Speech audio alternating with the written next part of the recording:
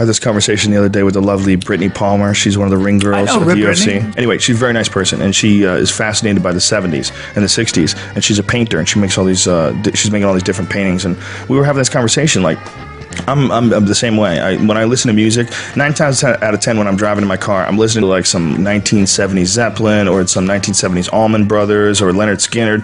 That shit to me just resonates. You know, when I listen to old music from like that era, for whatever reason, it just resonates. And I'm trying to figure out, what is it about that time? What is it about the Jimi Hendrix? What is it about Jim Morrison? Was it just because it was the first of that shit?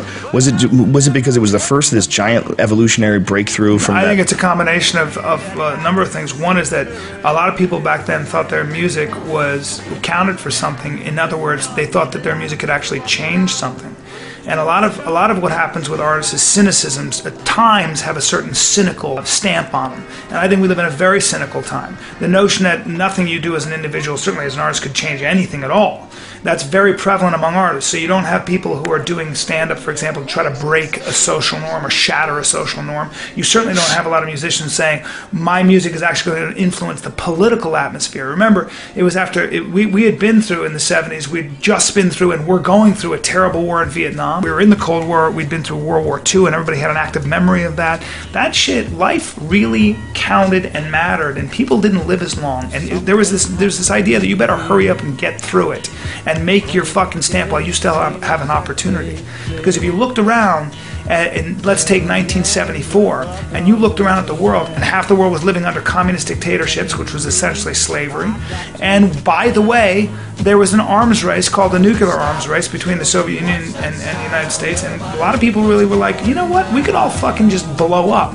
And there was always that saying that if there is a third world war, I think it was Einstein who said... He said, I don't know what's going to start the third world war, what weapons will be used, but the fourth world war will be fought with sticks. But the point is that I think when you live in times of great uncertainty and times of great hope and times of great violence, remember in this country we come off a number of assassinations, Martin Luther King, right, Malcolm X, and it goes on and on. I mean, there was this notion that we were in a real battle and a real social battle for our souls, man. You had the government sending young boys off to die in a war. Most people hadn't even heard of that fucking part of the world. And there was this idea that we're losing them. We gotta get in the streets and say something and do something. More importantly, if we do so, shit will change. And people were getting hosed down, and black people didn't have the vote until 1964. It was only 10 years old. So when you think about how extreme things were, when you get a society in turmoil, usually, and what's very positive about it is you want a cross current of ideas. You want ideas bashing heads like fucking rams. And when you have that, people where they're fighting for their souls with an idea, you're going to get something pretty fucking cool. And you're going to get certainly very volatile artistic expression. And a lot of that expression can very well be Miles Davis, who was saying, I'm a black man in America with, and I still don't feel free, or whatever it might be. Or you could have... Bieber.